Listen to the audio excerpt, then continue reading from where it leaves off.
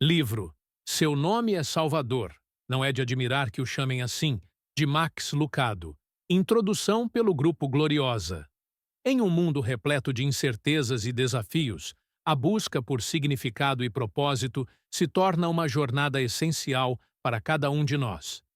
Seu Nome Salvador, de Max Lucado, nos convida a explorar a profundidade do amor e da compaixão de Jesus, revelando como as suas palavras na cruz ressoam através dos tempos, oferecendo esperança e redenção para todos que buscam verdade e sentido em suas vidas. Neste livro, Lucado nos apresenta um retrato poderoso da crucificação, enfatizando as últimas palavras de Jesus como um farol de luz em meio à escuridão da dor e do sofrimento. Cada capítulo é uma meditação sobre a beleza da graça e a transformação que ocorre quando abrimos nossos corações para o Salvador.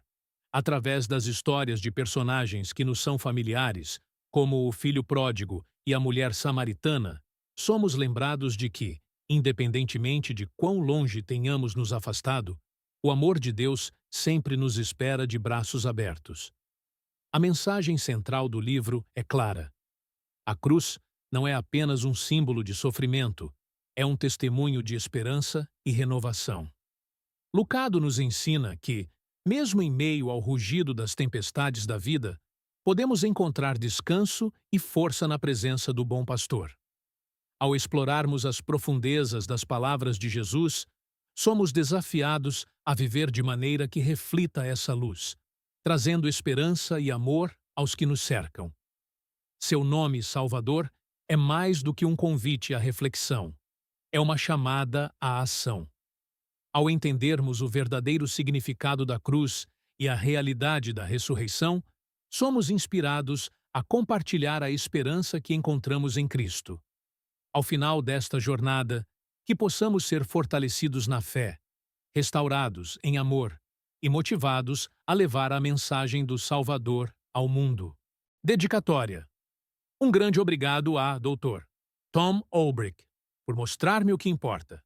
Dr. Carl Brechin, pelas sementes plantadas num coração faminto. Jim Hackney, pelas suas ideias sobre os sofrimentos do Mestre. Janine, Sue, Doris e Paul, pela datilografia e encorajamento.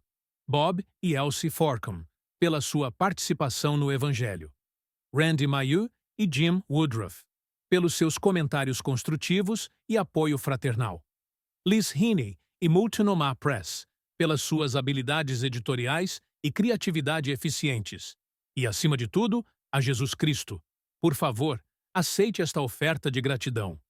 O que importa realmente. Só quero saber o que tem importância. Forte sotaque irlandês. Olhos escuros, profundos. A frase era sincera. Não me fale de religião, já andei por esse caminho. E, por favor, fique fora da teologia. Tenho um diploma nisso. Vá fundo no assunto, está bem? Quero saber o que importa. O nome dele era Ian. Era aluno de uma universidade canadense que eu estava visitando. Através de uma série de acontecimentos, ele descobriu que eu era cristão, e eu descobri que ele queria ser, mas estava decepcionado. Cresci na igreja, explicou. Queria entrar para o ministério. Fiz todos os cursos, teologia, línguas, exegese, mas desisti. Alguma coisa não parecia ajustar-se. Ela está em algum lugar, exclamou com convicção. Pelo menos penso que está. Olhei por cima do meu café, enquanto ele mexia o seu. A seguir, Ian resumiu sua frustração com uma pergunta. O que realmente importa? O que tem valor? Diga-me. Deixe a periferia. Penetre na essência. Diga-me o que importa realmente. O que tem importância. Olhei longo tempo para Ian. A pergunta pairava no ar. O que deveria ter dito? O que poderia ter dito? Eu poderia falar-lhe sobre a igreja. Poderia ter-lhe dado uma resposta doutrinária ou lido para ele um clássico como o Salmo 23. O Senhor é o meu pastor. Mas tudo parecia-me pequeno demais. Talvez alguns pensamentos sobre sexualidade ou oração sobre a regra de ouro. Não, Ian queria o tesouro. Ele queria o cerne. Pare um pouco e pense. Você está ouvindo a pergunta dele? Pode sentir a sua frustração? Não me fale de religião. Fale-me do que importa. Era o que estava dizendo. O que importa? Em sua Bíblia de mais de 1000 páginas, o que tem valor? Em meio a todos os faça e não faça, e deve e não deve, o que é essencial? O que é indispensável? O Antigo Testamento? O Novo? A graça? O batismo? O que você teria dito a Ian? Teria falado do mal no mundo? Ou talvez da iminência do céu? Teria citado João 3,16 ou Atos 2,38? Ou talvez lido primeiro Coríntios 13? O que realmente importa? Você provavelmente já lutou com esta pergunta. Talvez tenha realizado atos de religião e fé, mas encontrou-se com frequência num poço seco. As orações parecem vazias, os objetivos inconcebíveis. O cristianismo se torna um registro tortuoso de altos e baixos e notas fora de tom. Será que isso é tudo? Frequência aos domingos, hinos bonitos, ternos com colete, coros enormes, bíblias encadernadas. Isso é bom, mas onde está o coração, o centro? Mexi meu café. Ian mexeu o dele. Eu não tinha resposta. Todos os versículos memorizados tão obedientemente pareciam inadequados. Todas as minhas respostas prontas se mostravam tímidas. Todavia agora, anos depois, sei o que teria dito a ele. Pense nestas palavras de Paulo em 1 Coríntios, capítulo 15. Antes de tudo vos entreguei, como de primeira importância, o que também recebi, que Cristo morreu pelos nossos pecados, segundo as Escrituras. Da primeira importância, diz ele. Continue lendo. E que foi sepultado e ressuscitou ao terceiro dia, segundo as Escrituras, e apareceu a Cefas e depois aos 12. Aí está. Quase simples demais. Jesus foi morto, sepultado e ressuscitou. Surpreso? A parte que importa é a cruz. Nada mais que isso. A cruz. Ela repousa sobre a linha da história como um diamante atraente. Sua tragédia apela a todos os sofredores. Seu absurdo atrai todos os cínicos. Sua esperança seduz todos os que buscam. Segundo Paulo, a cruz é o que tem valor. Que grande pedaço de madeira! A história fez dela um ídolo e desprezou-a. Cobriu-a de ouro e queimou-a. Usou-a e esmagou-a. A história fez tudo com ela, menos ignorá-la. Essa é a única opção que a cruz não oferece.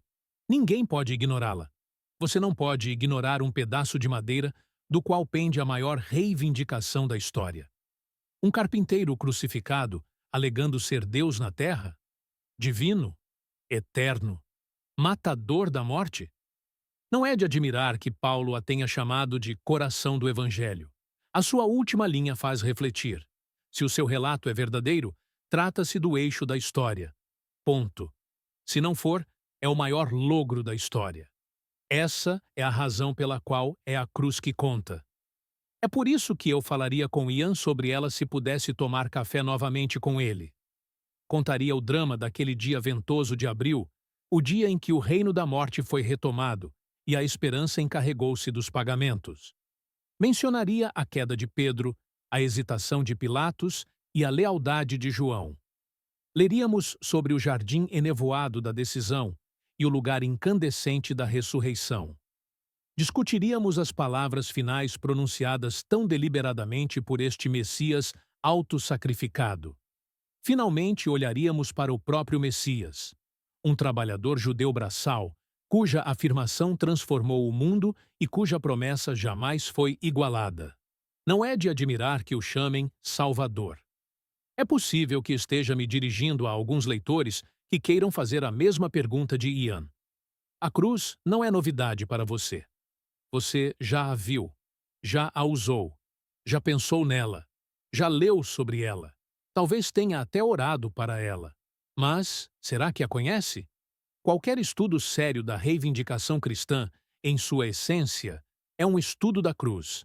Aceitar ou rejeitar Cristo sem um exame cuidadoso do Calvário é como decidir comprar um carro sem verificar o motor. Ser religioso sem conhecer a cruz é como ter um Mercedes sem motor. Uma embalagem bonita. Mas onde está o seu poder? Quer fazer-me um favor? Pegue uma xícara de café. Fique à vontade e dê-me 1 hora de seu tempo. Olhe bem para a cruz junto comigo. Vamos examinar essa hora na história. Vamos observar as testemunhas. Vamos ouvir as vozes. Vamos observar os rostos.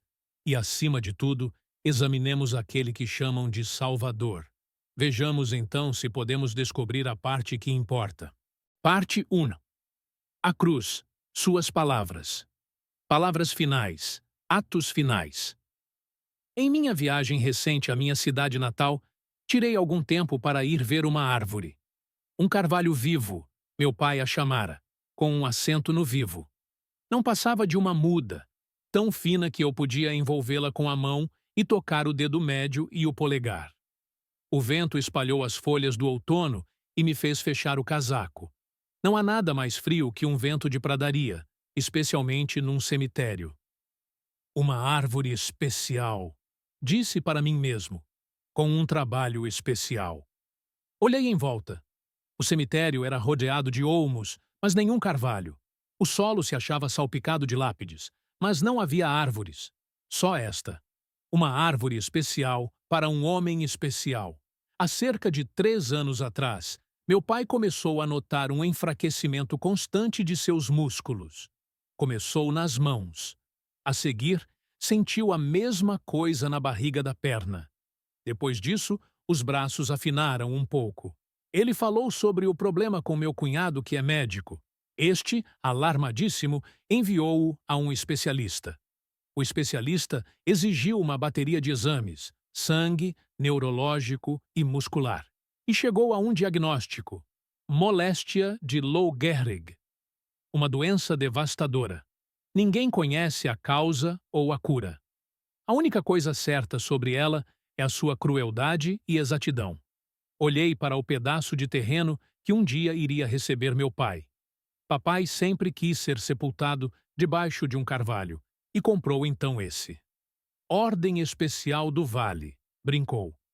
Tive de obter uma permissão especial da prefeitura para colocá-lo ali. Isso não tinha sido difícil naquela poeirenta cidadezinha de petróleo onde todo mundo conhecia todo mundo. O nó aumentou em minha garganta. Um homem mais fraco teria ficado bravo. Um outro talvez tivesse desistido. Mas meu pai não fez isso. Ele sabia que seus dias estavam contados e começou então a pôr sua casa em ordem. A árvore foi apenas um dos preparativos que fez. Ele melhorou a casa para a mamãe, instalando um sistema de irrigação e um sistema eletrônico para abrir a garagem e dando uma pintura geral em tudo. Atualizou seu testamento, verificou as apólices de seguro e aposentadoria. Comprou algumas ações para ajudar na educação dos netos. Planejou seu funeral. Comprou terrenos no cemitério para ele e mamãe. Preparou os filhos com palavras que lhes transmitissem segurança e cartas cheias de amor. E, por último, comprou a árvore. Um carvalho vivo, acentuando o vivo. Atos finais. Horas finais. Palavras finais. Eles refletem uma vida bem vivida, como acontece com as últimas palavras de nosso Mestre. Quando a morte se aproximou, Jesus também pôs sua casa em ordem. Uma oração final de perdão. Um pedido aceito. Uma súplica de amor. Uma pergunta no sofrimento. Uma confissão de humanidade. Um chamado de libertação. Um grito de consumação.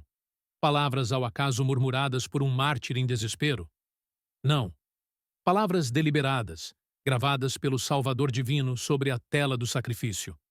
Palavras finais. Atos finais. Cada um deles é uma janela através da qual a cruz pode ser melhor compreendida. Cada um abre um tesouro de promessas. Foi então ali que você aprendeu? Eu disse em voz alta, como se estivesse falando com meu pai. Sorri para mim mesmo e pensei: é muito mais fácil morrer como Jesus se você tiver vivido como ele por toda uma vida. As horas finais estão passando agora. A chama leve de sua vela enfraquece cada vez mais. Ele repousa em paz, seu corpo agonizando, seu espírito vivo. Ele não pode mais deixar o leito. Decidiu passar seus últimos dias em casa. Não demora muito. O sopro da morte irá em breve apagar a vela trêmula e tudo terminará. Olhei pela última vez para o carvalho esbelto. Toquei-o como se estivesse ouvindo meus pensamentos. Cresça, murmurei. Cresça forte e alto. O seu tesouro é valioso. Enquanto voltava para casa através do campo de petróleo, continuei pensando na árvore. Embora frágil, as décadas irão encontrá-la forte. Apesar de delgada, os anos acrescentarão espessura e resistência.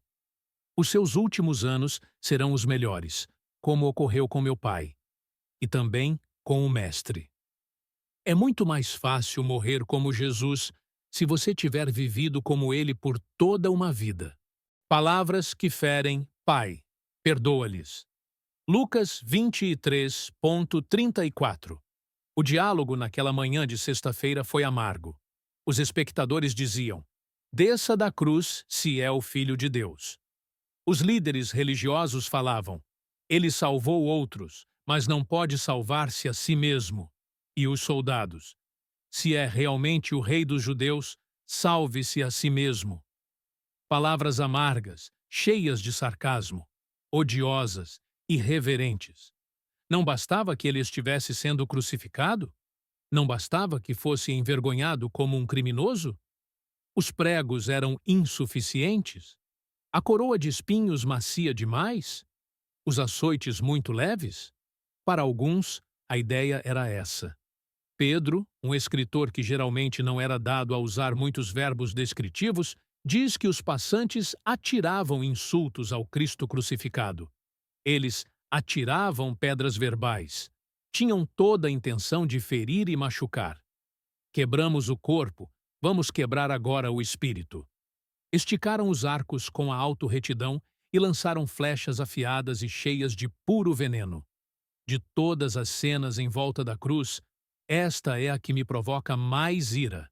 Que tipo de pessoas, pergunto a mim mesmo, zombaria de um homem agonizante?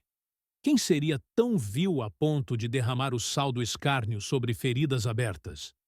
Quem tão baixo e perverso que desdenhasse alguém atormentado pelo sofrimento? Quem riria do indivíduo sentado na cadeira elétrica? Ou quem apontaria o dedo e zombaria do criminoso de cujo pescoço pende o laço do carrasco? Pode estar certo de que Satanás e seus demônios foram a causa de tal perversidade. O criminoso na cruz número 2 atira então o seu golpe. Você não é o Cristo? Salve então a si mesmo e a nós. As palavras atiradas naquele dia tinham como objetivo causar dor. E não há nada mais penoso do que esse tipo de palavras. Essa é a razão de Tiago ter chamado a língua de fogo consumidor. As queimaduras que provoca são tão destrutivas e desastrosas como as de um ferro de soldar. Não estou falando nada de novo. Você, sem dúvida, já teve a sua parte de palavras que ferem. Já sentiu a ferroada de uma zombaria que acertou o alvo. Talvez esteja ainda sentindo dor. Alguém que ama e respeita o joga no chão com um lapso verbal. E você fica ali, ferido e sangrando. Talvez as palavras tivessem a intenção de feri-lo, talvez não. Mas isso não importa. A ferida é profunda. Os danos são internos. Coração partido, orgulho machucado, sentimentos ofendidos. Ou, quem sabe, o seu ferimento é antigo. Embora a flecha tenha sido extraída há muito tempo, a ponta continua alojada, oculta sob a pele. O velho sofrimento ressurge sem avisar, e decididamente, lembrando você das palavras duras que ainda não conseguiu perdoar. Se você sofreu ou está sofrendo por causa das palavras de alguém, ficará contente em saber que existe um bálsamo para a sua ferida. Medite sobre estas palavras de 1 Pedro 2:23. Ele, quando ultrajado, não revidava com ultraje. Quando maltratado, não fazia ameaças, mas entregava-se àquele que julga retamente. Viu o que Jesus não fez? Ele não revidou. Ele não se vingou. Não disse, vou pegá-lo. Venha aqui e diga isso na minha cara.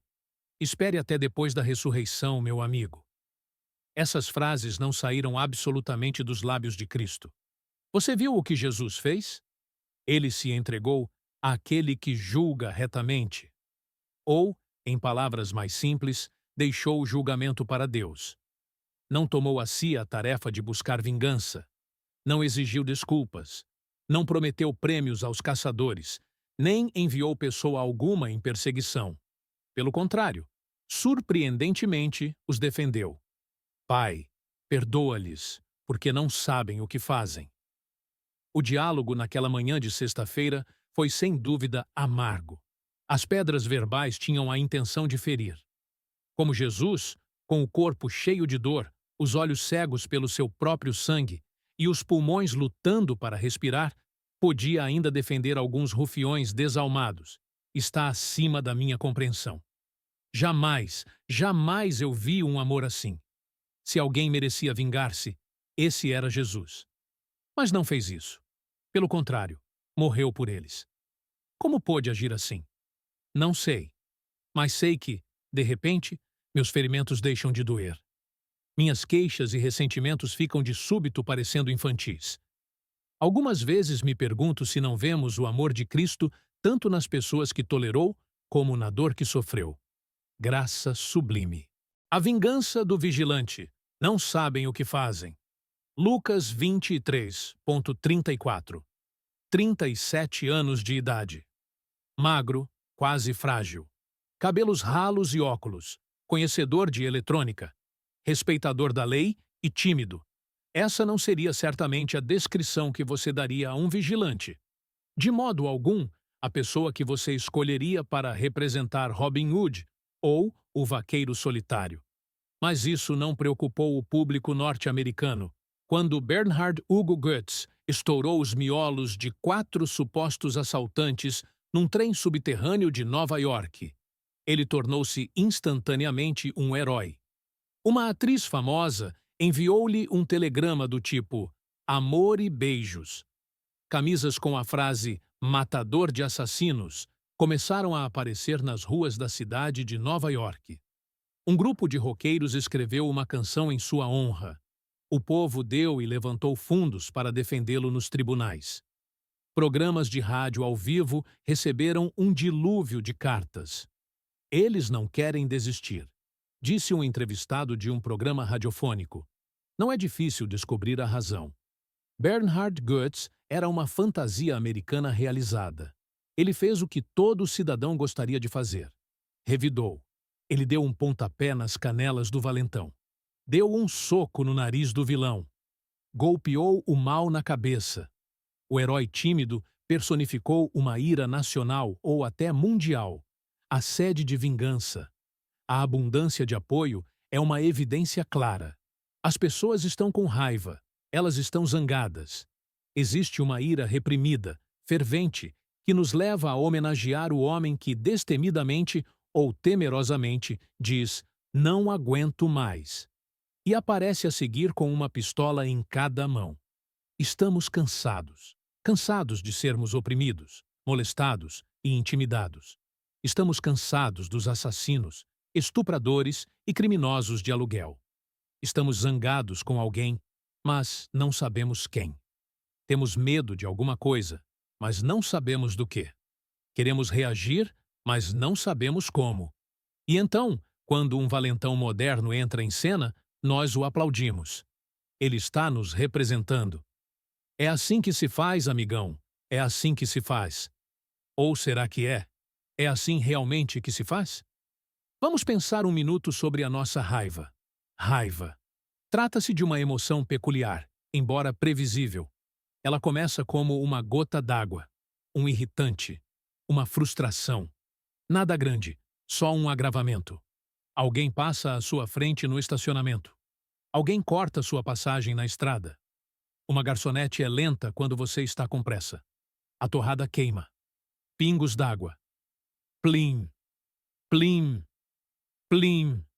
Todavia, recolha o suficiente dessas gotas aparentemente inofensivas de raiva. e antes de muito tempo, você terá um balde cheio de ódio.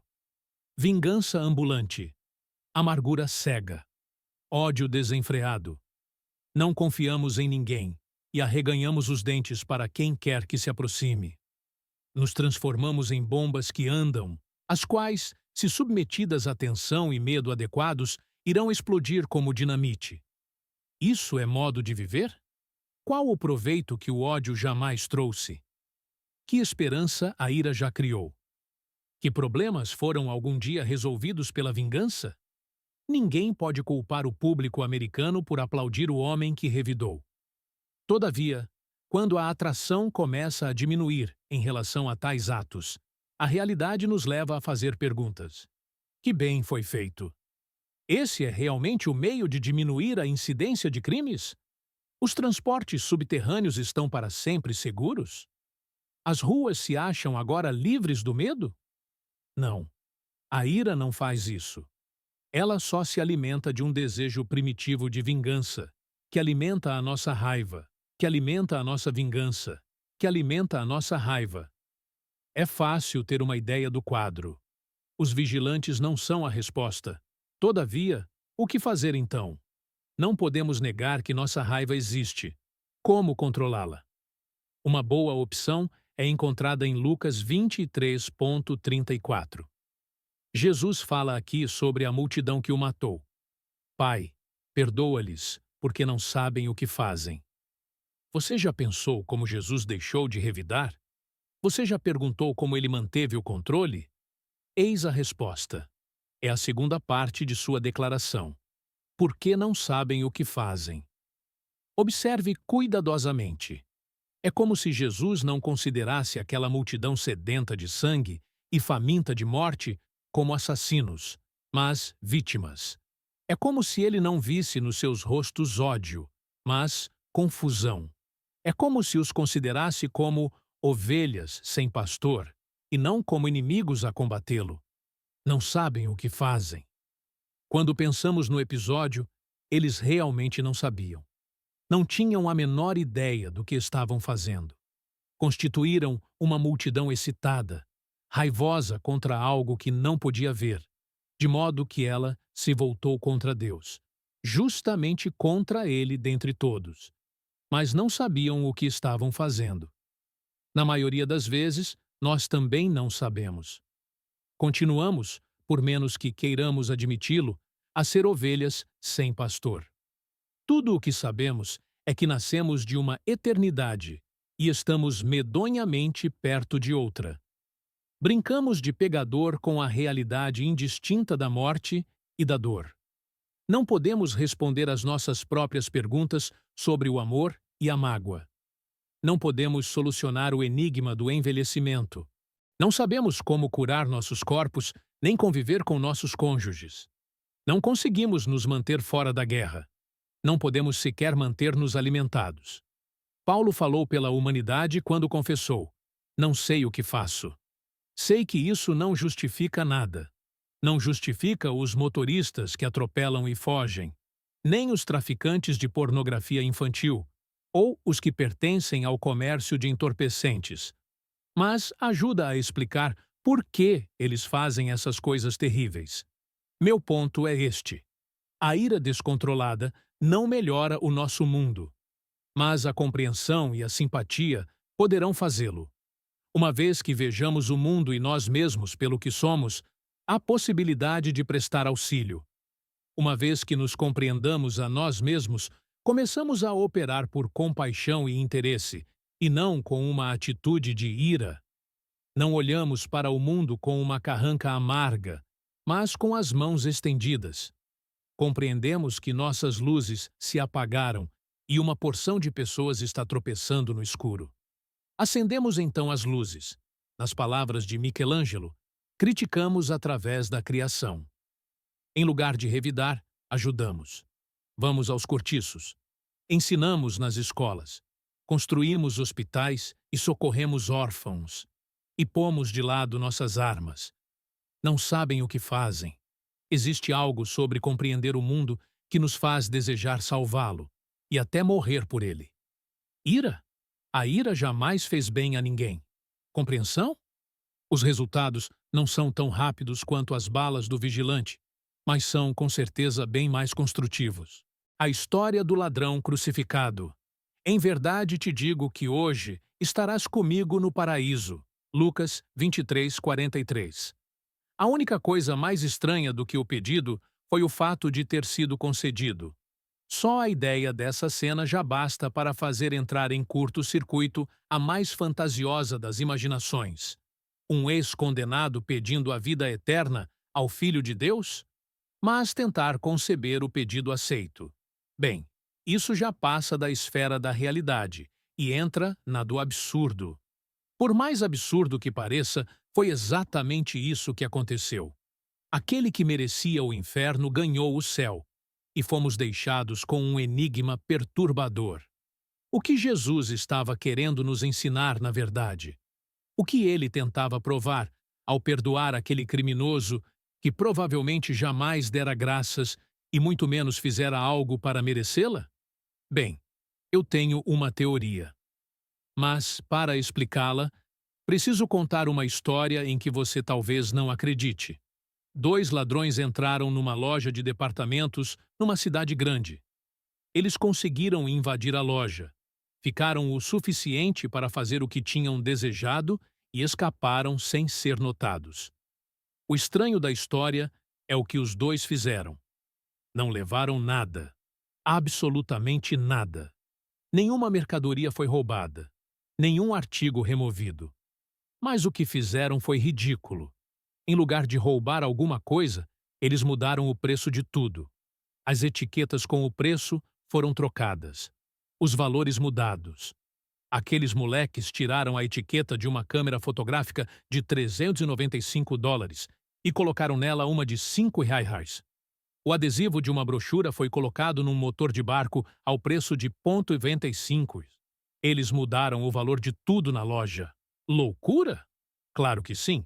Mas a parte mais louca da história teve lugar na manhã seguinte. Você não vai acreditar nisto. A loja abriu normalmente. Os empregados começaram a trabalhar. Os fregueses foram chegando. Tudo funcionou normalmente durante cerca de 4 horas antes que alguém notasse o que ocorrera. 4 horas. Algumas pessoas conseguiram ótimas pechinchas. Outras foram logradas. Durante 4 horas inteiras, ninguém notou que todos os preços haviam sido trocados. Difícil de acreditar? Não deveria ser, pois vemos a mesma coisa acontecendo todos os dias. Somos inundados por um sistema de valores distorcido. Vemos as coisas mais valiosas em nossas vidas, trocadas por moedinhas, e vemos as mais baratas serem vendidas por milhões de cruzados. Os exemplos são inúmeros e constantes. Vejam alguns que encontrei na semana passada.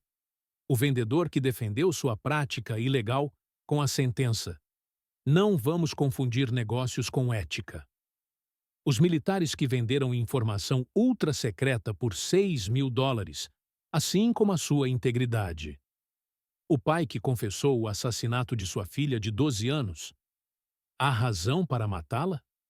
Ela se recusou a ir para a cama com ele. Por que fazemos o que fazemos? Por que pintamos ousadamente de cinza o que é definidamente branco e preto? Por que costumes preciosos são postos de lado enquanto padrões sem sentido são obedecidos? O que nos leva a engrandecer o corpo e depreciar a alma? O que nos leva a cuidar da pele e poluir o coração? Nossos valores estão misturados. Alguém entrou na loja e mudou todas as etiquetas de preço. Os prazeres são vendidos a peso de ouro, enquanto o valor dos seres humanos desce a cada dia. Não é preciso ser filósofo para determinar o que provocou a baixa no mercado. Tudo começou quando alguém nos convenceu de que a raça humana não tem direção, que o homem não tem destino, que estamos num círculo, que não há razão ou ritmo nesta existência absurda. Em algum lugar, aprendemos que estamos presos inconsequentemente num insignificante punhado de barro que não tem destino certo. A Terra não passa de um mausoléu giratório, E o universo não tem propósito. A criação foi acidental e a humanidade não tem direção. Que situação feia, não é? O segundo verso é ainda pior. Se o homem não tem destino, ele então não tem dever, nenhuma obrigação ou responsabilidade. Se o homem não tem destino, não possui diretrizes ou alvos. Quem pode dizer, portanto, o que é certo ou errado? Quem vai dizer que é errado o marido abandonar a esposa e a família? Que não se deve praticar o aborto? O que há de errado em juntar os trapinhos? Quem diz que eu não posso pisar no pescoço de alguém para chegar ao alto? É o seu sistema de valores contra o meu. Nenhum absoluto, nenhum princípio, nenhuma ética, nenhum padrão. A vida fica reduzida a fins de semana, envelopes de pagamento e entusiasmos ou paixões rápidas. A linha final é um desastre. O existencialista, escreve o existencialista Jean-Paul Sartre, acha extremamente embaraçoso que Deus não exista, pois desaparece com ele toda a possibilidade de encontrar valores num céu inteligível. Tudo, na verdade, é permitido caso Deus não exista, e o homem está, em consequência, perdido, pois não pode encontrar nada do que depender dentro ou fora dele. Se o homem não tem dever nem destino, o próximo passo lógico é que ele não tem valor. Se o homem não tem futuro, ele não vale muito. Ele vale, de fato, tanto quanto uma árvore ou uma pedra. Não existe diferença. Não há razão para estar aqui. Portanto, não existe valor. Você já viu os resultados desta teoria. Nosso sistema enlouquece. Nos sentimos inúteis e desvalorizados. Nos tornamos extravagantes. Criamos sistemas de valores falsos. Dizemos que você tem valor se for bonito. Dizemos que tem valor se produzir. Dizemos que tem valor se jogar bem basquete ou futebol. Você tem valor se o seu nome tiver um doutor na frente. Você tem valor se o seu salário for alto ou se dirige um carro estrangeiro. O valor é agora medido por dois critérios: aparência e performance. Um sistema bem duro, não é mesmo? Onde fica nele o retardado? Ou o feio e inculto? Onde é colocado o idoso ou o deficiente? Qual a esperança que ele oferece para a criança que ainda não nasceu? Bem pouca. Muito pouca coisa. Nos tornamos números sem nome em listas perdidas. Agora compreenda que esse é o sistema de valores humano. Não é o de Deus. O plano dele é muito mais brilhante.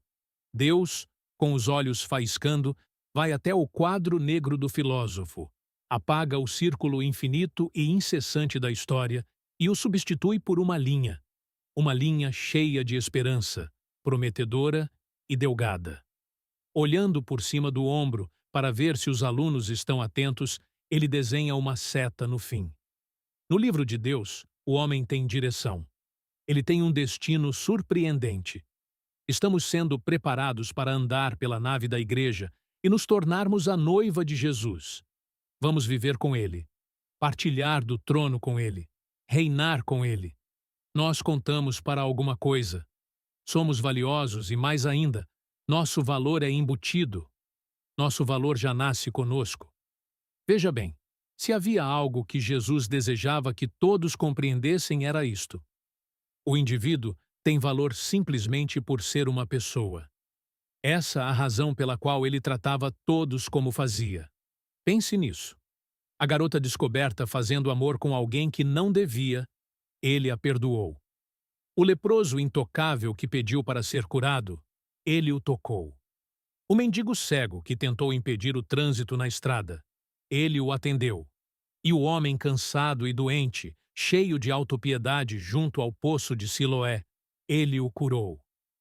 Não se esqueça do estudo clássico sobre o valor da pessoa feito por Lucas. Ele é chamado de História do Ladrão Crucificado. Se houve alguém indigno, esse homem o era. Se alguém já mereceu morrer, esse homem provavelmente mereceu. Se alguém já foi um perdedor, ele sem dúvida encabeçava a lista. Jesus o escolheu talvez para mostrar-nos o que pensa da raça humana. É possível que esse criminoso tivesse ouvido o Messias falar. Quem sabe o vira mostrar amor pelos humildes. Ou observara quando ele comia com os vadios, batedores de carteiras e viciados nas ruas. Ou talvez não. Ele, quem sabe, tinha apenas conhecimento do Messias que estava vendo naquele momento. Um pregador açoitado, sangrando, suspenso por pregos. Sua face escorrendo sangue, seus ossos aparecendo através da carne dilacerada, seu corpo lutando para respirar. Alguma coisa, no entanto, lhe disse que jamais estivera em melhor companhia. E de alguma forma, ele compreendeu que, embora tudo o que tivesse fosse uma oração, ele finalmente encontrara aquele a quem devia orar. Há qualquer possibilidade de dizer uma palavra boa a meu respeito? Tradução livre. Eu lhe garanto. Por que Jesus fez isso? O que ele tinha a ganhar ao prometer àquele desesperado um lugar de honra à mesa do banquete? Posso entender o caso da mulher samaritana. Ela podia voltar e passar adiante a história. Zaqueu também tinha algum dinheiro para dar. Mas esse homem? O que ele ia fazer? Nada. É esse o ponto. Veja bem, o amor de Jesus não depende do que possamos fazer por ele. Absolutamente não. Aos olhos do rei, você vale simplesmente pelo que é. Não é necessário que seja de boa aparência ou tenha um bom desempenho. O seu valor é inato. Ponto final. Pense nisso por um minuto. Você é valioso só por existir. Não é pelo que faz ou pelo que fez, mas simplesmente porque é. Lembre-se disso. Lembre-se disso da próxima vez que for deixado ao sabor das ondas por causa da ambição de outrem. Lembre-se quando algum espertalhão quiser colocar uma etiqueta de desconto total na sua autoestima. Da próxima vez que alguém quiser humilhá-lo, pense apenas na maneira como Jesus lhe dá honra e sorria. Eu faço isso. Sorrio porque sei que não mereço um amor assim. Nenhum de nós merece. Quando vamos fundo no assunto, percebemos que qualquer contribuição nossa é bem insignificante. Todos nós, até os mais puros, merecemos o céu na mesma medida que o ladrão merecia. Todos nós estamos assinando o cartão de crédito de Jesus e não o nosso. Também me faz sorrir quando penso que há um ex-condenado sorridente andando pelas ruas de ouro que sabe mais sobre a graça que 1 milhão de teólogos. Ninguém mais teria dado a ele uma oração. Mas no final, isso era tudo quanto tinha. E no final, isso foi tudo que precisou. Não é de admirar que o chamem Salvador. Deixar é amar. Mulher, eis aí o teu filho. João 19:26. O Evangelho está cheio de desafios retóricos que provam a nossa fé e resistência contra a natureza humana. Mais bem-aventurado é dar que receber. Atos 20:35. Pois quem quiser salvar a sua vida, perdê-la-á. Quem perder a vida por minha causa, esse a salvará. Lucas 9:24. Não há profeta sem honra senão na sua terra e na sua casa. Mateus 13,57. Mas nenhuma declaração é mais difícil de entender ou amedrontadora do que a de Mateus 19,29. E todo aquele que tiver deixado casas, ou irmãos, ou irmãs, ou pai, ou mãe, ou mulher, ou filhos, ou campos, por causa do meu nome, receberá muitas vezes mais, e herdará a vida eterna. A parte sobre deixar casas e propriedades posso compreender. É a outra parte que me faz estremecer. A parte sobre deixar pai e mãe, dizer adeus aos irmãos e irmãs, dar um beijo de despedida num filho ou filha. É fácil comparar o discipulado com a pobreza ou a desgraça pública. Mas deixar minha família? Por que devo estar disposto a deixar meus entes queridos? Pode o sacrifício ficar ainda mais sacrificial do que isso? Mulher, eis aí o teu filho. Maria está mais velha agora. O cabelo nas têmporas ficou grisalho. As rugas substituíram sua pele jovem. Tem as mãos calosas. Ela criou vários filhos e agora contempla a crucificação do primogênito. Ficamos pensando quais as lembranças que lhe passam pela mente enquanto testemunha a tortura dele. A longa viagem para Belém, talvez. Uma caminha de bebê feita de palha. Fugitivos no Egito. Em casa em Nazaré. Pânico em Jerusalém. Pensei que estava em sua companhia. Lições de carpintaria. Riso à mesa do jantar. E aquela manhã que Jesus chegou cedo da oficina, seus olhos mais firmes, sua voz mais direta. Ele ouvira as notícias. João está pregando no deserto. Seu filho tirou o avental, limpou as mãos e, com um último olhar, despediu-se da mãe. Ambos sabiam que nada mais seria igual de novo. Naquele último olhar, eles compartilharam um segredo, cuja extensão era demasiado penosa para ser repetida em voz alta. Maria aprendeu naquele dia que o sofrimento vem com a despedida. A partir daquele momento, teria de amar o filho à distância. Na periferia da multidão, do lado de fora de uma casa cheia, na praia do mar. Talvez ela até estivesse lá quando foi feita a promessa enigmática. E todo aquele que tiver deixado, mãe, por causa do meu nome. Maria não foi a primeira a ser chamada para despedir-se de seus entes queridos por causa do reino.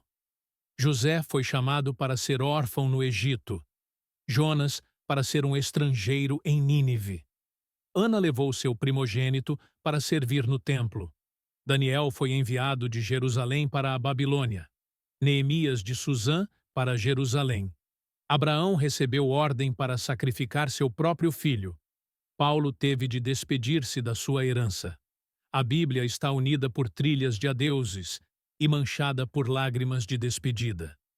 De fato, parece que adeus é uma palavra que prevalece no vocabulário cristão. Os missionários a conhecem muito bem. Os que os enviam também a conhecem de sobra. O médico que deixa a cidade para trabalhar no hospital na selva já pronunciou essa palavra. O mesmo acontece com o tradutor da Bíblia, que mora longe de casa. Os que alimentam os famintos, os que ensinam os perdidos, os que ajudam os pobres, todos eles conhecem o termo adeus. Aeroportos, bagagem, abraços, luzes de ré sumindo na distância. Diga até logo para a vovó. Lágrimas, estações rodoviárias, cais marítimos. Adeus, papai. Gargantas contraídas, balcões de passagens, olhos molhados. Escreva. Pergunta. Que tipo de Deus colocaria as pessoas em tal agonia? Que tipo de Deus lhes daria famílias e depois pediria que as deixasse? Que tipo de Deus lhes daria amigos e depois pediria que lhes dissesse adeus? Resposta. Um Deus que sabe que o amor mais profundo não é construído sobre a paixão e o romance, mas sobre uma missão e um sacrifício comuns. Resposta. Um Deus que sabe que somos apenas peregrinos e que a eternidade está bem perto e que qualquer adeus é, na verdade, um te vejo amanhã. Resposta. Um Deus que também fez isso. Mulher, eis aí o teu filho. João abraçou Maria um pouco mais apertado. Jesus estava pedindo que fosse o filho que uma mãe precisa e que, de certa forma, ele não fora. Jesus olhou para Maria. Sua dor tinha uma origem muito mais profunda que os pregos e espinhos. Em seu olhar silencioso, eles trocaram de novo um segredo e ele disse adeus. O grito da solidão. Deus, por que me desamparaste? Mateus 27:46. Para os que tiveram de suportá-lo, o verão de 1980 em Miami não foi nada agradável. O calor da Flórida escaldava a cidade durante o dia e a assava à noite. Tumultos, saques e tensão racial ameaçavam romper os nervos desgastados das pessoas. Tudo subia: o desemprego, a inflação, o índice de criminalidade e, especialmente, o termômetro. Em meio a tudo isso, um repórter do Miami Herald conseguiu uma história que deixou toda a Costa do Ouro sem fôlego. Foi a história de Judith Bucknell, atraente, jovem, bem-sucedida e morta. Judith Bucknell foi o crime número 106 nesse ano. Ela foi assassinada numa noite quente, a 9 de junho. Idade: 38 anos. Peso, 45 quilogramas. Esfaqueada 7 vezes. Estrangulada. Ela mantinha um diário. Se não fizesse isso, talvez a sua memória fosse sepultada com o seu corpo. Mas o diário existe. Um epitáfio penoso de uma vida solitária. O correspondente fez este comentário sobre os seus escritos. Em seu diário, Judy criou um personagem e uma voz. O personagem é ela mesma, ansiosa, lutando, cansada. A voz é cheia de desejo. Judith Bucknell deixou de fazer ligação. Idade 38, muitos amantes, muito amor oferecido, nenhum retribuído. Suas dificuldades não eram incomuns. Ela se preocupava com envelhecer, engordar, casar-se, ficar grávida e com a passagem do tempo. Morava na elegante Coconut Grove, que é o lugar onde você mora quando vive sozinha, mas procura aparentar felicidade. Judy era o modelo perfeito do ser humano confuso. Metade de sua vida não passava de fantasia, a outra metade de pesadelo. Bem-sucedida como secretária, mas uma negação no amor. Seu diário estava repleto de anotações assim: onde estão os homens com as flores, a champanhe e a música? Onde estão os homens que telefonam e pedem um encontro verdadeiro? Onde estão os homens que querem compartilhar mais que minha cama, minha bebida, meu alimento? Eu queria ter em minha vida, uma vez antes que passe pela vida, o tipo de relacionamento sexual que faz parte de um contato de afeto. Ela nunca teve. Judy não era uma prostituta. Ela não era viciada, nem um caso do Departamento de Bem-Estar Social. Jamais foi presa. Não era repudiada pela sociedade. Era respeitável, dava festas, usava roupas de boa qualidade e tinha um apartamento que olhava para a Bahia. E era muito solitária. Vejo as pessoas em grupo e fico com tanta inveja que quase desmaio. E eu? E eu? Embora rodeada de gente, se achava numa ilha. Apesar de ter muitos conhecidos, possuía poucos amigos. Embora tivesse muitos amantes, 59 em 56 meses, tinha pouco amor. Quem vai amar Judy Bucknell? O diário continua. Sinto-me tão velha, mal amada, indesejada, abandonada, usada. Quero chorar e dormir para sempre. Uma mensagem clara transparecia de suas palavras doloridas. Embora seu corpo morresse a 9 de junho, ferido de faca, seu coração morrera muito antes de solidão. Estou sozinha, escreveu ela, e quero compartilhar alguma coisa com alguém. Solidão. É um grito, um gemido, um lamento. É um suspiro cuja origem está nos recessos de nossas almas. Você pode ouvi-lo? A criança abandonada, os divorciados, a casa silenciosa, a caixa do correio vazia, os dias longos, as noites mais longas ainda, esperar em vão por uma noite, um aniversário esquecido, um telefone silencioso, gritos de solidão. Ouça de novo. Desligue o barulho do trânsito e da TV. O grito ali está. Nossas cidades estão repletas de Judy Bucknells. Você pode ouvir seus gritos. Pode ouvi-los nas enfermarias, entre os suspiros e os pés se arrastando. Pode ouvi-los nas prisões entre os gemidos de vergonha e os apelos por misericórdia. Pode ouvi-los se andar pelas ruas bem tratadas entre as ambições fracassadas. Procure ouvir nos corredores de nossas escolas, onde a pressão dos colegas separa os ricos dos pobres. Este lamento, em nota menor, conhece todos os escalões da sociedade, desde os fracassados até os que têm fama, desde os pobres até os ricos, dos casados aos solteiros. Judy Bucknell não estava só. Muitos de vocês foram poupados deste grito cruel. É claro que tiveram saudade de casa ou ficaram perturbados uma ou duas vezes. Mas, desespero, longe disso. Suicídio, de modo algum. Fique contente, porque ele não bateu à sua porta. Ore para que isso jamais aconteça. Se não tiver travado ainda esta batalha, deve continuar lendo se desejar. Mas estou, na verdade, escrevendo para outra pessoa. Estou escrevendo para aqueles que conhecem este grito de primeira mão. Para aqueles de vocês cujos dias estão cheios de corações partidos e noites compridas. Para aqueles que podem encontrar um indivíduo solitário simplesmente olhando no espelho. Para vocês, a solidão é um estilo de vida. As noites de insônia, o leito solitário, a desconfiança, o medo do amanhã, a mágoa sem fim. Quando começou? Na sua infância? Por ocasião do divórcio? Ao aposentar-se? No cemitério? Quando os filhos saíram de casa? Talvez você, como Judy Bucknell, enganou todo mundo. Ninguém sabe que é solitário. Por fora, a embalagem é perfeita. Seu sorriso é rápido. Seu emprego é estável. Suas roupas são finas. Sua cintura é delgada. Sua agenda está cheia. Seu andar é enérgico. Sua conversa impressiona. Mas quando se olha no espelho, não engana ninguém. Quando está sozinho, a duplicidade acaba e surge o sofrimento. Ou talvez você tente esconder as coisas. Quem sabe foi sempre aquele que olha de fora do círculo, e todos sabem. A sua conversa é um pouco desajeitada.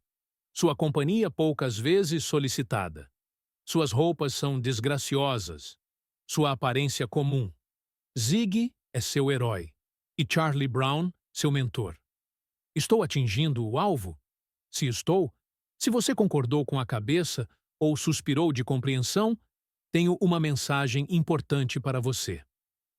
O grito mais doloroso de solidão na história não veio de um prisioneiro, de uma viúva ou de um doente, mas veio de uma colina, de uma cruz, de um Messias.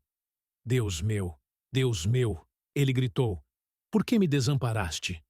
Jamais as palavras contiveram tanta dor. Jamais alguém sentiu tanta solidão. A multidão se cala quando o sacerdote recebe o bode puro, imaculado. Em sombria cerimônia, ele coloca as mãos sobre o animal jovem. Enquanto o povo assiste, o sacerdote faz a sua proclamação. Os pecados do povo estejam sobre ti. O animal inocente recebe os pecados dos israelitas. Toda a cobiça, adultério e engano são transferidos dos pecadores para esse bode expiatório. Ele é levado, então, até as extremidades do deserto e ali libertado, banido. O pecado precisa ser purificado, e o bode expiatório é assim abandonado. Corra, bode, corra! O povo fica aliviado. O Senhor foi apaziguado. O portador do pecado está só. Agora, no lugar da caveira, o portador se acha de novo sozinho. Cada mentira contada, cada objeto cobiçado, cada promessa quebrada pesa sobre seus ombros. Ele foi feito pecado. Deus se afasta. Corra, bode, corra! O desespero é mais escuro que o céu. Os dois que eram um são agora dois. Jesus, que estivera com Deus na eternidade, se encontra só. O Cristo, que era uma expressão de Deus, foi abandonado. A Trindade se destroçou. A divindade se dividiu. A união foi dissolvida. Isso é mais do que Jesus pode suportar. Ele aguentou os açoites e permaneceu firme frente aos falsos julgamentos. Ele observou em silêncio a fuga dos entes queridos. Ele não revidou quando insultos lhe foram atirados, nem gritou quando os pregos penetraram em seus pulsos. Mas quando Deus voltou a cabeça, foi demais. Deus meu! O lamento saiu de lábios ressequidos. O coração santo se partiu. O portador do pecado grita ao vagar pelo deserto eterno. Do silêncio do céu se ouvem as palavras gritadas por todos os que andam pelo deserto da solidão. Por quê? Por que você me abandonou? Não posso compreender. Sinceramente, não consigo. Por que Jesus fez isso? Oh, eu sei, eu sei. Ouvi as respostas oficiais. Para satisfazer a velha lei. Para cumprir a profecia. E essas respostas estão certas. Mas há algo mais em tudo isso. Algo que fala de compaixão. Algo ansioso. Algo pessoal. O que será?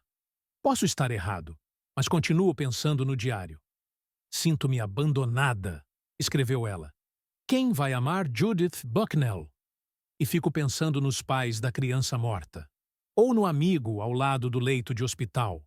Ou dos idosos no abrigo de velhos. ou dos órfãos, ou na enfermaria de cancerosos. Fico pensando em todos que olham em desespero para os céus sombrios e clamam: por quê? E imagino a ele. Imagino quando ficou à escuta. Penso em seus olhos se embaciando e a mão ferida afastando uma lágrima. Embora não possa oferecer resposta, embora não possa resolver qualquer dilema, embora a pergunta possa congelar-se penosamente no ar, ele que também ficou certa vez sozinho, pode compreender. Tenho sede. Tenho sede. João 19:28. O sol estava se pondo. As nuvens eram tão brilhantes que pareciam tingidas com a cor da agonia. Jesus olhou para os céus. Ele olhou para a terra. Ele observou o povo que passava. Ele viu os soldados que apostavam suas roupas. Ele viu Maria, sua mãe. Ele viu o ladrão ao seu lado.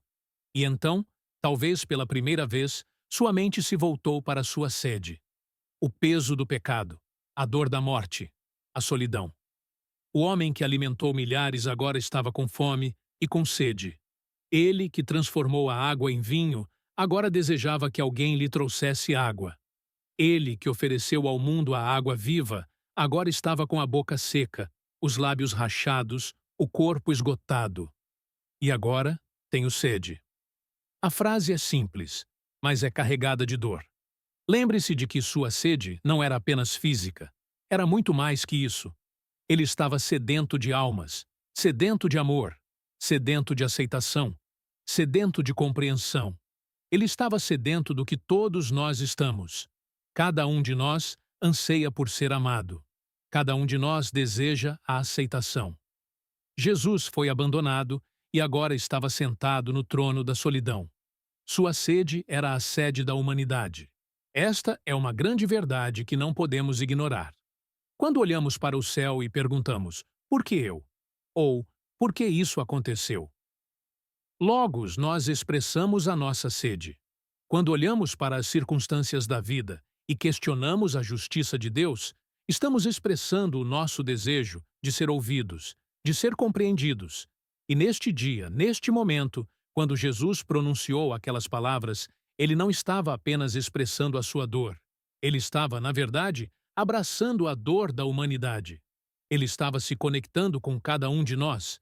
Ele estava afirmando que a nossa sede é compreendida, que nosso desejo de ser preenchido, de ser satisfeito, de encontrar paz e amor, não está perdido em um mar de silêncio. Você não está sozinho em sua sede. Jesus conhece a sua dor. Ele conhece os seus desejos. Ele entende a sua solidão. Ele, que foi a fonte da vida, agora estava com sede. Ele, que deu vida, agora estava se entregando. Ele estava tomando sobre si as nossas dores, as nossas preocupações e a nossa solidão. Tenho sede. Que palavra tão poderosa! Que expressão tão simples, mas que carrega o peso de toda a humanidade. E o que ele fez a seguir? Ele se entregou. Ele se entregou à dor. Ele se entregou à solidão. Ele se entregou à nossa sede. Compaixão criativa. Mulher, por que choras? João 20:15. Oração. Pedidos. Clamor. Desejo. Mais do que uma necessidade, é uma expectativa. Quando falamos com Deus, frequentemente apresentamos nossos pedidos em forma de listas. Deus, eu preciso disso. Deus, eu quero aquilo. O desejo se torna um anseio por algo que não temos. Precisamos de ajuda. Precisamos de conforto. Precisamos de compaixão. Maria estava de luto. O que a mulher mais amava foi tirado dela. O homem que a libertou de seus demônios estava agora morto e sepultado. Ela não estava apenas triste. Ela estava desolada. As lágrimas escorriam por seu rosto. Ela olhava ao redor em busca de respostas, mas encontrou apenas a dor. A cena é profunda. Maria se inclina sobre o túmulo e chora. Ela busca o corpo do seu mestre, mas não o encontra. O desespero a consome, e então alguém se aproxima. Ela não reconhece. Sua mente está em um turbilhão. A dor está dominando. A tristeza está cegando. Ela não percebe que é Jesus, que o homem que tanto desejava vê-la estava ali. Mulher, por que choras? As palavras de Jesus não eram apenas um questionamento. Elas eram um convite. Um convite para que Maria olhasse mais fundo, para que deixasse sua dor se transformar em algo mais profundo. Quando olhamos para nossas vidas, frequentemente nos deparamos com momentos de dor, solidão e perda. E assim como Maria, podemos nos perguntar: por que choro? Jesus se aproxima de nós e nos faz a mesma pergunta. Ele deseja que reconheçamos a profundidade da nossa dor, mas também o convite para que a transformemos em algo maior, para que a nossa tristeza se torne um motor de transformação. Maria se virou e nesse momento reconheceu Jesus. A dor que a consumia foi substituída por alegria. A tristeza foi transformada em esperança. Aquela que chorava agora era aquela que proclamava a ressurreição. Aquela que buscava um corpo agora encontrou a vida. A compaixão de Jesus é criativa. Ela não se limita a consolar. Ela transforma. Ela não se limita a curar. Ela restaura. Quando Jesus pergunta, por que choras? Ele nos convida a um novo olhar. Um olhar que vê além da dor, além da perda, além do sofrimento. Um olhar que vê esperança. Um olhar que vê a promessa da ressurreição. Está consumado. Está consumado. João 19:30. Com estas palavras, a história chegou ao fim. As profecias foram cumpridas. O propósito da cruz foi realizado. O plano de salvação foi completado. O grito de vitória ecoou pelas esferas do céu e da terra. Está consumado. Você já parou para pensar no significado destas palavras? O que realmente significa quando dizemos que algo está consumado? Em um mundo de promessas quebradas e planos inacabados, essa declaração ressoa com um profundo sentido de conclusão. Jesus, ao pronunciar essas palavras, estava afirmando que a missão pela qual ele veio a este mundo estava completa. Ele havia enfrentado cada desafio, suportado cada sofrimento e suportado cada insulto. Ele viveu a vida perfeita que nós não conseguimos viver e pagou o preço que nós não poderíamos pagar. Está consumado. É uma frase que transmite paz. É uma afirmação que diz que não há mais nada a ser feito. O trabalho foi finalizado. A salvação foi alcançada. O pecado foi derrotado. A morte não tem mais domínio. A separação entre Deus e o homem foi quebrada. E essa é a beleza do Evangelho. Não há mais necessidade de sacrifícios. Não há mais necessidade de mediadores.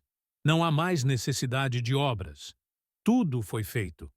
Jesus fez o que precisava ser feito. Ele levou sobre si os nossos pecados e nos ofereceu a sua justiça. Está consumado. Essas palavras ecoam como um eco de esperança. Elas nos lembram que podemos nos aproximar de Deus não por nossos próprios esforços, mas pela obra que Cristo completou. Nós não somos definidos por nossos erros ou falhas. Nós somos definidos pelo amor e pela graça de Deus, que nos alcança através de Jesus Cristo. Se você se sente cansado, sobrecarregado e lutando, ouça estas palavras. Está consumado. Você não precisa carregar mais o peso da culpa. Você não precisa viver na condenação. A obra de Jesus na cruz foi suficiente para cobrir todos os seus pecados. Esta é a mensagem que precisamos ouvir. Esta é a verdade que precisamos abraçar. Quando a vida fica difícil e as tempestades parecem nos engolir, lembre-se, a obra já foi feita. O preço já foi pago e a vitória já foi conquistada. Está consumado. Ao pronunciar estas palavras, Jesus não estava apenas encerrando sua vida. Ele estava iniciando uma nova era. A era da graça, da liberdade e da esperança. Uma era em que todos que acreditam nele podem encontrar perdão, redenção e vida eterna.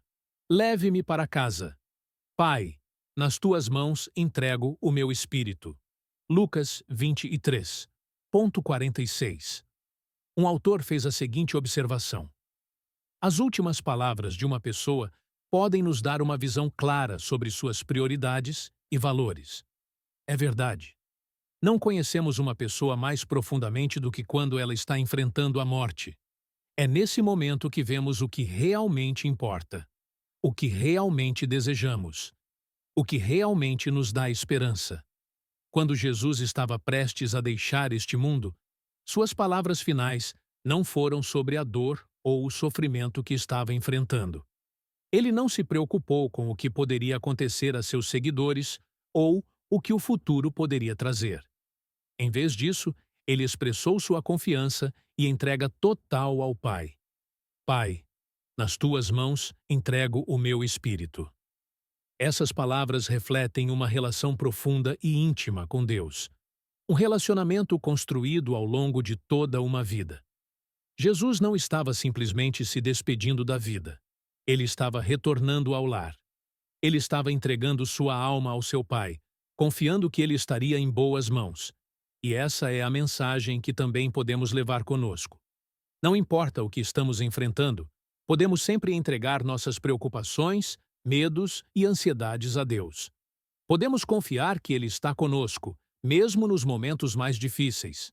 Podemos ter a certeza de que, quando chega a hora de partir, estamos nas melhores mãos. Se você está enfrentando um momento de luta ou dor, lembre-se das últimas palavras de Jesus. Lembre-se de que Ele confiou sua vida ao Pai. E nós também podemos fazer o mesmo. Podemos entregar nossos espíritos, nossos medos e nossas preocupações a Deus, sabendo que Ele é fiel. Pai, nas tuas mãos entrego o meu espírito. Ao dizer essas palavras, Jesus nos deixou um exemplo a seguir. Ele nos mostrou como podemos enfrentar a vida e a morte com confiança e fé. Ele nos ensinou que, mesmo em meio à dor e ao sofrimento, podemos encontrar paz. E é essa paz que nos acompanha em todos os momentos de nossas vidas. Quando olhamos para Jesus e vemos sua entrega total, somos lembrados de que podemos nos entregar também.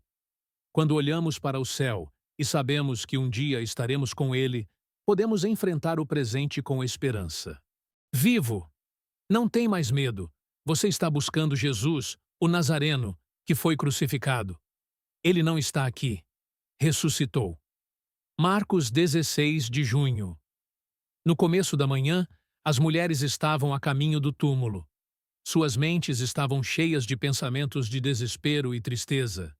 Elas carregavam especiarias, preparadas para ungir o corpo de Jesus, mas, em suas almas, sentiam a dor da perda. O caminho até o túmulo estava cheio de incertezas. Elas não sabiam o que esperar. O luto pesava sobre seus corações. O amor que tinham por Jesus não era apenas um sentimento, mas uma dor profunda e inextinguível. Como poderiam lidar com a sua ausência? Como poderiam enfrentar a realidade de que seu amado mestre estava morto? No entanto, ao chegarem ao túmulo, elas se deparam com uma cena extraordinária. A pedra que selava a entrada havia sido removida. Elas entram e são confrontadas com um anjo que proclama: Ele não está aqui, ressuscitou. Essas palavras mudaram tudo. Aquela mensagem trouxe esperança. A ressurreição não foi apenas um evento, foi a confirmação de que a morte não tinha a última palavra. Jesus estava vivo. A ressurreição de Cristo é o núcleo da nossa fé. Ela significa que a morte foi derrotada, a esperança foi restaurada, o perdão foi garantido. A vida eterna é uma realidade. A dor da perda foi transformada em alegria. Quando enfrentamos a dor e a perda, podemos nos lembrar da ressurreição. Podemos ter certeza de que não estamos sozinhos em nossa tristeza. A promessa da ressurreição é para todos nós. Não importa quão escura pareça a noite, a luz da manhã sempre chega. Assim como as mulheres encontraram esperança naquele túmulo vazio, também podemos encontrar esperança em nossas próprias vidas. Jesus está vivo e ativo, e Ele se importa conosco. Ele não nos abandonou. Ele nos prometeu estar conosco até o fim dos tempos. A ressurreição não é apenas uma promessa futura. É uma realidade presente. Podemos viver na certeza de que, em Cristo, a vida triunfa sobre a morte. Podemos experimentar a alegria da salvação e a paz que vem de saber que temos um Salvador vivo. Vivo é a declaração que ecoa em nossos corações. É a afirmação de que nossa fé não é em vão. É a convicção de que a vida é mais poderosa do que a morte. E é essa verdade que nos dá coragem para enfrentar qualquer situação. Braços abertos. Vinde a mim, todos os que estáis cansados e sobrecarregados, e eu vos aliviarei. Mateus 11:28. Quantas vezes já nos sentimos sobrecarregados? O peso das responsabilidades, as exigências do dia a dia, as preocupações com o futuro. A vida pode ser esmagadora e muitas vezes nos encontramos lutando para encontrar um respiro. Neste mundo cheio de pressão e expectativa, a promessa de Jesus é um convite que ecoa em nossos corações. Vinde a mim. Ele nos chama a trazer nossas cargas e preocupações a Ele. Ele nos oferece alívio, descanso e refúgio. Imagine-se chegando a um lugar onde você é aceito e amado incondicionalmente, onde suas lutas são ouvidas e suas lágrimas são enxugadas. Um lugar onde você pode simplesmente ser você mesmo, sem máscaras, sem fardos. Essa é a essência dos braços abertos de Jesus. Ele nos convida a deixar de lado a pressão de tentar ser perfeitos. Ele nos chama a entrar em seu descanso, onde podemos encontrar a verdadeira paz. Ele não está apenas nos pedindo para compartilhar nossas cargas.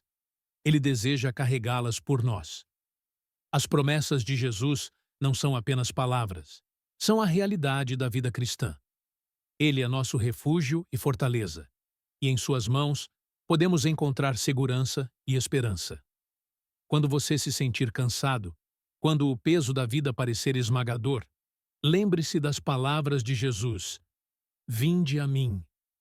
Permita-se descansar em seus braços abertos. Ele está esperando por você com amor e compaixão. A cada passo que damos em direção a Ele, encontramos o alívio que tanto buscamos. Um vendedor ambulante chamado contentamento. Sejamos gratos, pois temos recebido um reino inabalável. Hebreus 12:28. O contentamento é uma busca universal. Todos nós queremos ser felizes e satisfeitos, mas a realidade é que a maioria de nós luta com o desejo de ter mais. A cultura nos ensina a buscar a satisfação em coisas materiais, e a promessa do próximo grande item parece ser a resposta para nossas ansiedades. Mas, ironicamente, quanto mais buscamos o contentamento nas coisas, mais insatisfeitos nos tornamos. O sucesso, o dinheiro e as posses podem nos deixar vazios. E, por outro lado, quando encontramos o verdadeiro contentamento em Deus, somos preenchidos de maneira que nada mais pode fazer. O apóstolo Paulo escreveu sobre essa luta em Filipenses 4:11-13. Ele declarou que aprendeu a estar contente em qualquer situação, seja na abundância ou na escassez. Sua satisfação não estava nas circunstâncias, mas na sua relação com Cristo.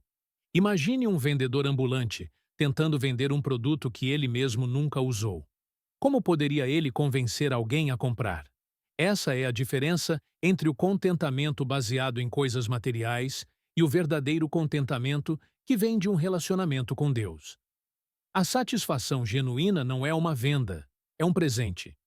Quando encontramos o contentamento em Cristo, nos tornamos como o vendedor ambulante, que sabe que o que tem a oferecer é real e transformador. Em vez de tentar vender uma promessa vazia, podemos compartilhar uma verdade poderosa, que em Cristo encontramos tudo o que precisamos. O contentamento não é uma sensação efêmera, mas uma escolha consciente. É a decisão de confiar que Deus está no controle e que, independentemente das circunstâncias, Ele é suficiente. Quando aprendemos a viver assim, nos tornamos testemunhas da graça de Deus, capazes de compartilhar a esperança que encontramos. Junto da cruz, mas longe de Cristo. Estando perto da cruz de Jesus, estavam sua mãe e a irmã da mãe dele, Maria, mulher de Clopas, e Maria Madalena. João 19:25. É possível estar perto da cruz, mas longe de Cristo. É possível estar fisicamente presente, mas espiritualmente ausente. No meio da dor e do sofrimento, podemos nos distrair com nossas próprias preocupações e perder a oportunidade de experimentar o poder transformador da cruz. Maria, mãe de Jesus, estava lá. Ela viu seu filho sendo crucificado. Sentiu a dor e a tristeza, mas, ao mesmo tempo, pode ter se perguntado: por que isso está acontecendo? Sua presença era uma demonstração de amor, mas a compreensão do que estava se desenrolando era limitada. Assim como Maria, muitos de nós podemos nos encontrar na mesma situação. Estar perto da cruz, talvez frequentando a igreja, ouvindo sermões e participando de atividades religiosas, mas não compreendendo a profundidade do que Cristo fez por nós. Podemos até sentir o peso da dor, mas não compreender a magnitude da graça. É fácil nos perdermos nas emoções e nas circunstâncias. Em vez de nos aproximarmos da cruz para buscar a redenção, podemos ficar presos nas sombras da dor e da dúvida. Quando nos concentramos nas nossas dificuldades, perdemos a visão da vitória que Cristo conquistou. Precisamos nos lembrar que a cruz é onde encontramos a verdadeira esperança. Ela não é apenas um símbolo de dor. É o local onde a graça se encontra com a humanidade. É onde a transformação acontece.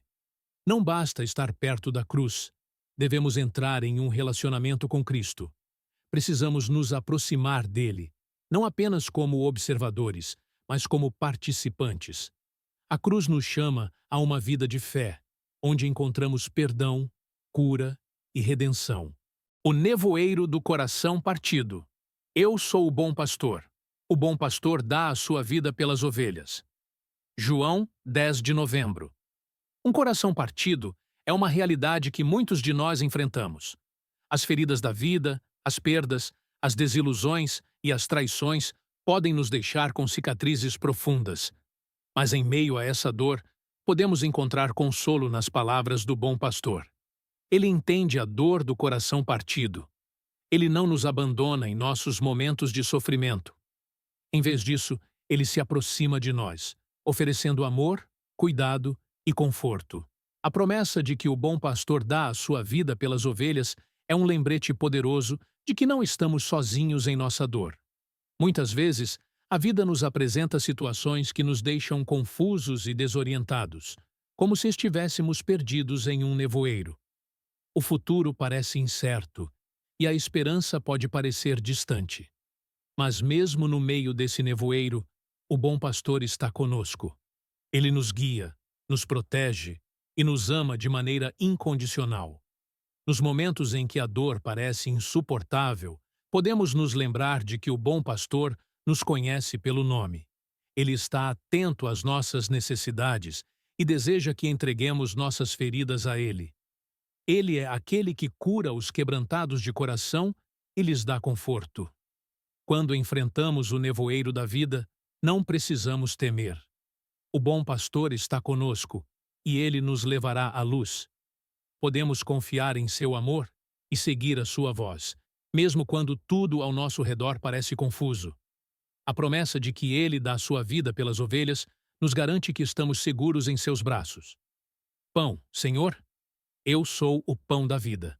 João 6:35.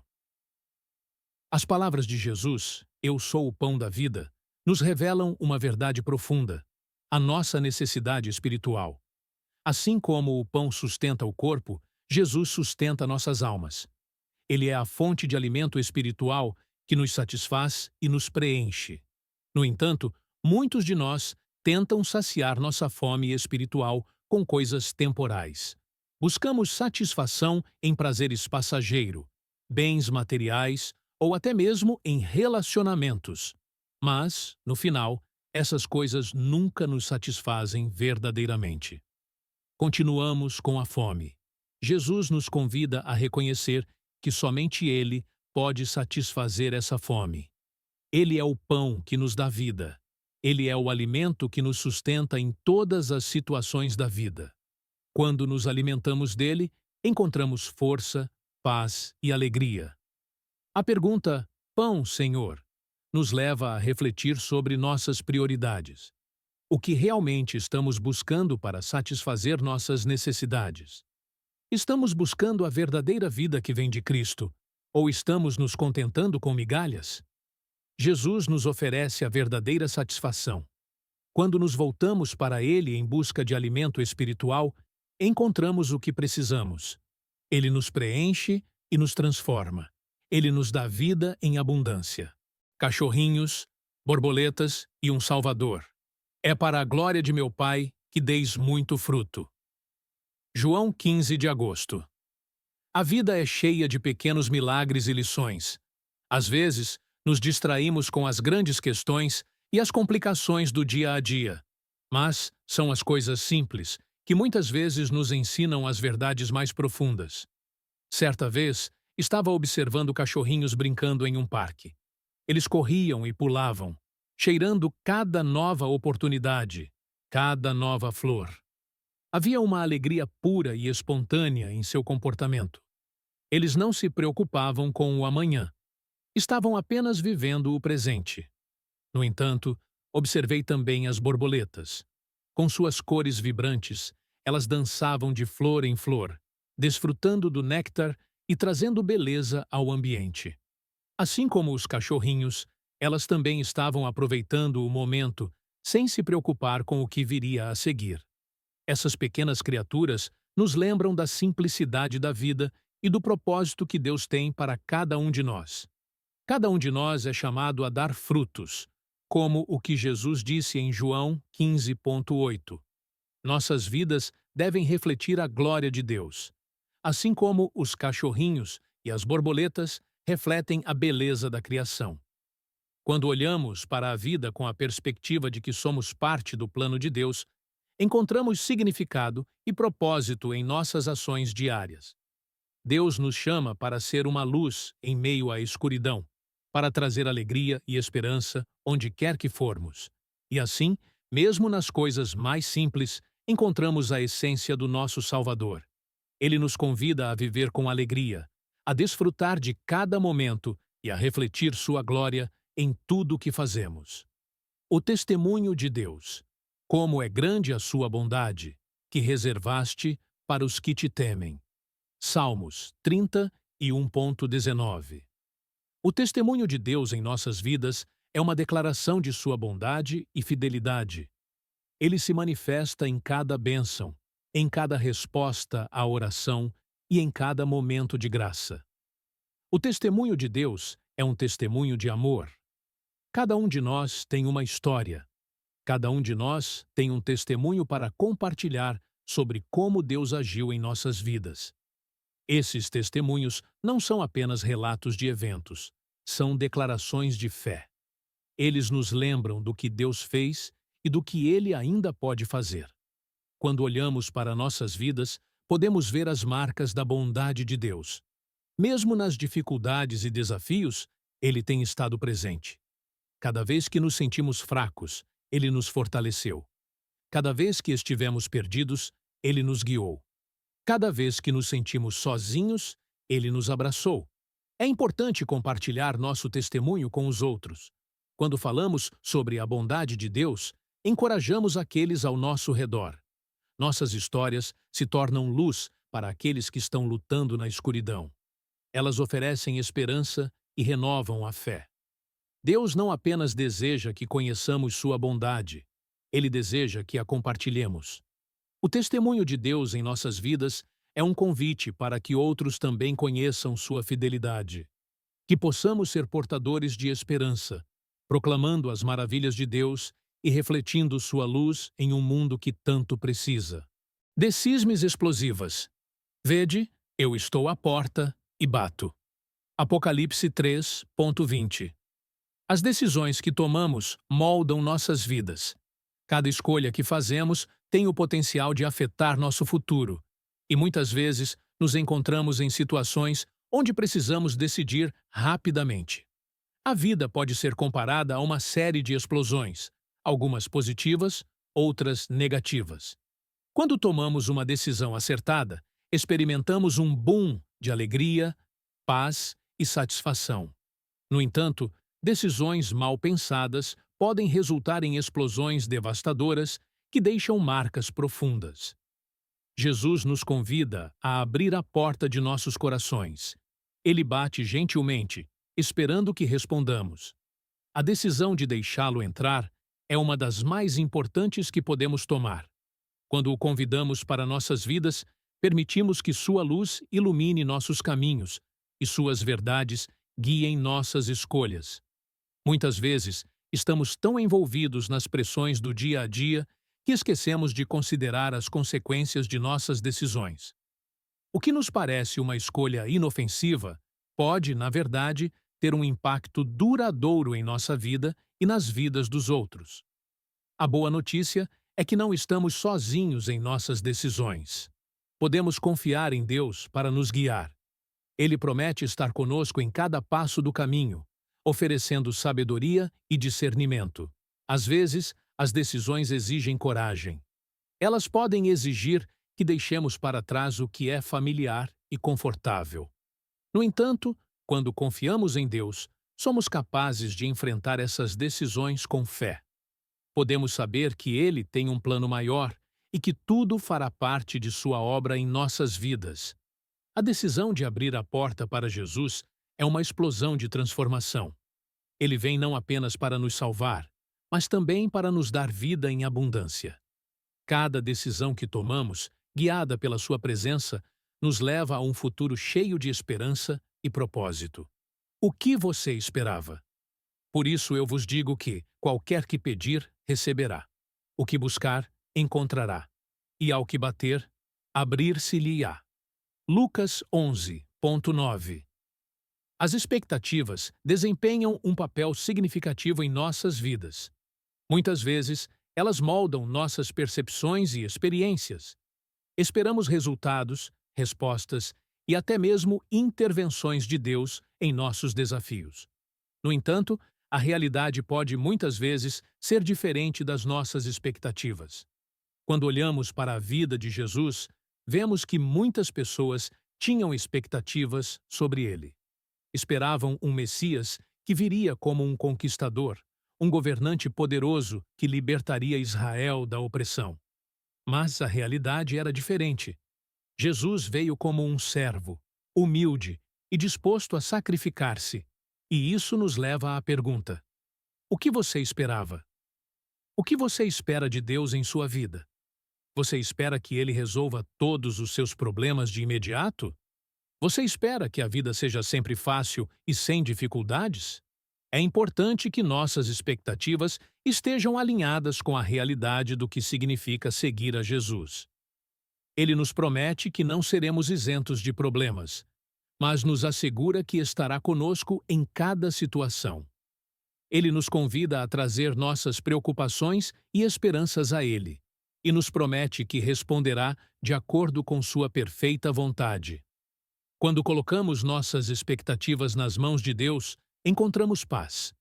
Quando aprendemos a confiar nele, em vez de confiar nas circunstâncias, nossa perspectiva muda. Podemos viver com a certeza de que Ele está trabalhando em nossas vidas, mesmo quando as coisas não acontecem como esperávamos. O que você espera de Deus? Lembre-se de que Ele é capaz de fazer muito mais do que pedimos ou pensamos. Ao entregarmos nossas expectativas a Ele, encontramos a verdadeira esperança e a promessa de que Ele sempre tem um plano, mesmo quando não o vemos. Volte para casa. Quando ele ainda estava longe, seu pai o viu e, cheio de compaixão, correu para o seu filho, abraçou-o e o beijou. Lucas 15:20. A história do filho pródigo é um dos relatos mais comoventes da Bíblia. Ele retrata a jornada de um jovem que, desejando liberdade, deixou a casa do pai, dissipou sua herança e encontrou-se em um lugar de desespero. Em sua busca por satisfação e alegria, ele acabou descobrindo que o verdadeiro contentamento não estava longe de casa, mas sim nos braços do Pai. Quando ele decidiu voltar, o que ele encontrou foi a compaixão incondicional do Pai. O Pai não o recebeu com raiva ou recriminação. Em vez disso, ele correu ao encontro do Filho. Essa cena é uma poderosa representação do amor de Deus por nós. Quantas vezes, em nossas próprias vidas, podemos nos sentir como o filho pródigo? Quantas vezes nos afastamos de Deus, buscando satisfação em outras coisas, apenas para nos encontrarmos vazios e perdidos? Em nossa jornada, podemos nos sentir desanimados e pensar que não temos mais um lar para onde voltar. Mas a boa notícia é que, assim como o pai do filho pródigo, Deus nos recebe de volta de braços abertos. Ele não se importa com o que fizemos ou onde estivemos. Ele se alegra quando voltamos para casa. Não importa o quão longe você tenha se afastado, nunca é tarde para voltar. Deus está sempre esperando. Ele está ansioso para nos receber e nos restaurar.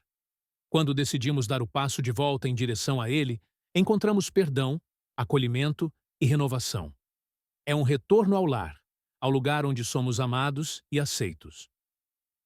Inconsistências consistentes. Muitas vezes, quando ele falava, tinha que se calar. Marcos 4,39. A vida é cheia de paradoxos. As experiências humanas são muitas vezes repletas de incertezas e contradições. Nós lutamos com nossas crenças, dúvidas e medos. Mesmo aqueles que seguem a Cristo podem se sentir confusos e inseguros. No entanto, mesmo em meio a essas incertezas, podemos encontrar consolo na presença de Jesus. Ele é o nosso refúgio em tempos de tempestade. Ele nos oferece paz, mesmo quando as ondas da vida estão agitadas. As incertezas não precisam nos afastar de Deus.